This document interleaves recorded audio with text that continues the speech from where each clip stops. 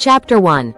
A world on the brink. In the early years of the 1st century AD, the Roman Empire was at its zenith, stretching across Europe, North Africa, and the Middle East.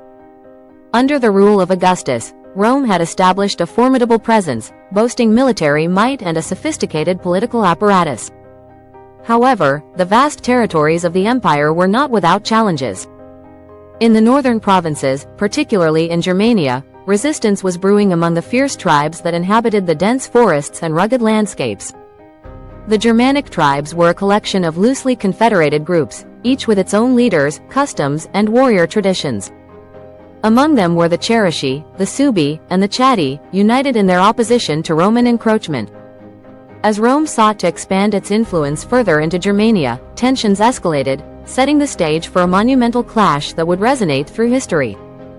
Chapter 2. Arminius. The man who straddled two worlds. At the heart of this brewing conflict stood Arminius, a chieftain of the Cherusci tribe. Born into nobility and educated in Rome as a hostage, Arminius had acquired knowledge of Roman military tactics and governance.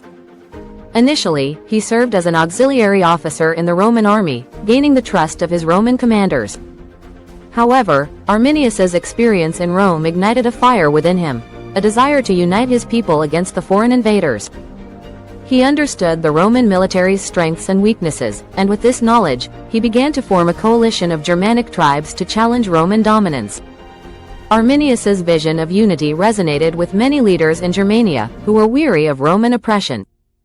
He strategically communicated with various tribes, emphasizing the need to resist the Roman threat, rallying them to fight for their freedom and way of life. Chapter 3. The Roman Empire's ambitions. In the Roman camp, the wheels of military ambition were turning. Under the command of Publius Quinctilius Varus, 3 legions, approximately 20,000 men, were deployed to Germania. Varus, an experienced politician but not an accomplished military leader, was tasked with maintaining order in the province and establishing a Roman presence.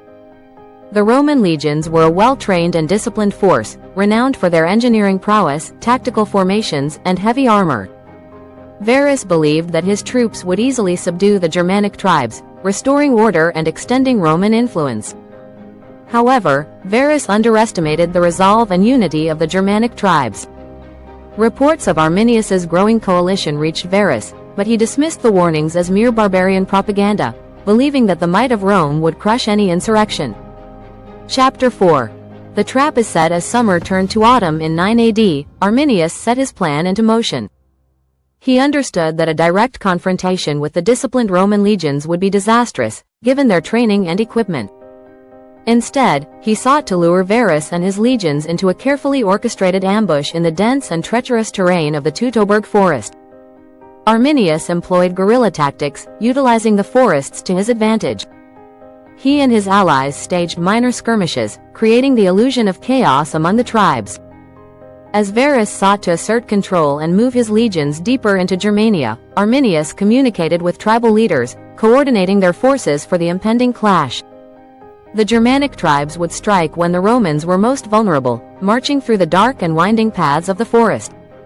The stage was set for a confrontation that would change the course of history. Chapter 5. The march into darkness. As the Roman legions marched toward their fate, they were unaware of the impending doom.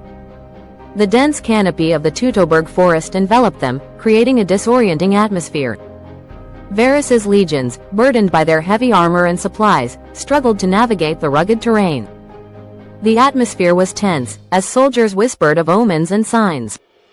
Varus, increasingly uneasy, began to sense that something was amiss. However, his confidence in the might of Rome and his military training clouded his judgment. He pressed on, determined to quell any sign of rebellion. Unbeknownst to the Romans, Arminius and his forces had taken strategic positions within the forest, ready to unleash their ambush. The Germanic warriors were fueled by a deep sense of purpose and unity, prepared to fight for their homeland against the invaders who threatened their existence. Chapter 6. The ambush. On the fateful day of the battle, as the Roman legions marched deeper into the forest, the Germanic tribes struck with precision and ferocity. Arminius unleashed his warriors, who emerged from the trees like shadows, overwhelming the unsuspecting Romans. The initial shock of the ambush sent shockwaves through the Roman ranks. Chaos erupted as Germanic warriors attacked with speed and agility, exploiting the Romans' heavy armor and formation. The tight-knit Roman legions struggled to adapt to the unpredictable terrain and guerrilla tactics of their adversaries. Panic ensued as soldiers tried to regroup, but the forest turned into a deadly maze, with the sound of battle echoing among the trees. The Germanic tribes, fueled by their desire for freedom and revenge against the oppressors, fought valiantly, employing tactics that took advantage of their knowledge of the land. The Romans, with their disciplined formations, were ill-equipped for the unpredictable nature of the battle, and their initial advantage quickly dissipated. Chapter 7. The struggle for survival. As the battle raged on, Varus realized the gravity of his situation. His legions, once proud and mighty, were now fighting for their lives. The encroaching Germanic forces surrounded them, cutting off their escape routes. In the face of overwhelming odds, Varus made a desperate decision. He ordered his men to form a defensive position. In the heat of the battle, the Romans fought valiantly, relying on their training and experience. But the relentless assault of the Germanic tribes proved too much. The Romans were outnumbered, and their cohesion began to crumble. The forest, once a symbol of conquest, had become a tomb for the legions. In the midst of the chaos, Varus's attempts to maintain order fell apart. Soldiers were separated from their comrades, and the sound of despair filled the air. Many Romans fell to the blades of the Germanic warriors, their bodies littering the forest floor. The once proud legions were reduced to mere remnants of their former selves, fighting a desperate battle for survival. Chapter 8. The aftermath of defeat. As the sun dipped below the horizon, casting an eerie glow over the battlefield, the echoes of combat began to fade. The Battle of the Teutoburg Forest ended in catastrophic defeat for the Roman legions. Out of the 20,000 soldiers, only a few managed to escape, while the majority were killed or captured.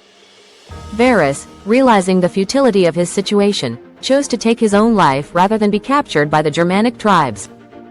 His death marked the end of Roman ambitions in Germania, as the news of the defeat spread like wildfire throughout the empire. The ramifications of the battle extended far beyond the forest itself.